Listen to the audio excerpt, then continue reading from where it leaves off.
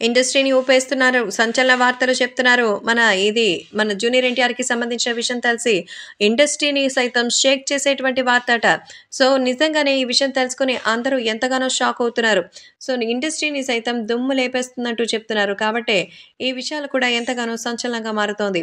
ఏది ఏమైనా ఇండస్ట్రీని ఊపేస్తున్న సంచలన వార్త ప్రకారం జూనియర్ ఎన్టీఆర్ ప్రస్తుతం 'దేవర' సినిమాతో మన ముందుకొస్తున్నారు.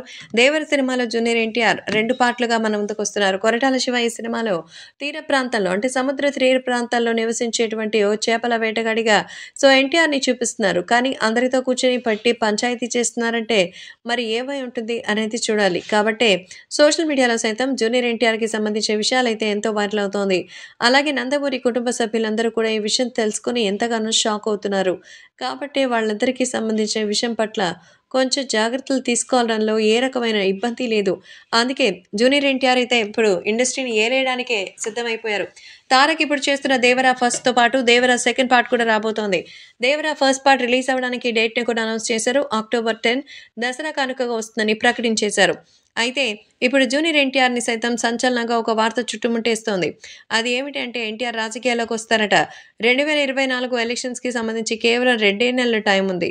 ఈ 2 నెలల టైంలోనే జూనియర్ ఎన్టీఆర్ మరి సంచలనమైన విషయాలు నేర్చుకోవాలి అని అనుకుంటున్నట్టుగా తెలుస్తోంది. కాబట్టి ఇప్పుడు ఈ విషయాలు కూడా ఎంతగానో వైరల్ అవుతోంది. సో, జూనియర్ ఎన్టీఆర్ ఇంత సక్సెస్ మోడ్‌లో ఉండగా సడెన్‌గా అన్నీ వదిలి రాజకీయాల్లోకి వెళ్లి కాషాయ బట్టలు వేసుకోవడం అవసరమా అంటూ మరి అందరూ చెప్తూ ఉంటే నిజంగానే ఈ విషయం తెలుసుకొని ఎంతగానో షాక్ అవుతున్నారు. కాబట్టి ఇప్పుడు సోషల్ మీడియాలో సైతం ఎంతో సెన్సేషనల్‌గా మారుతోంది. అలాగే రాబోయేటువంటి రోజుల్లో జూనియర్ ఎన్టీఆర్ మాత్రం సినిమాలో సక్సెస్ సాధించినట్టే ఇప్పుడు రాజకీయాల్లో కూడా సక్సెస్ కావాలని అభిమానులు కోరుకుంటున్నారు.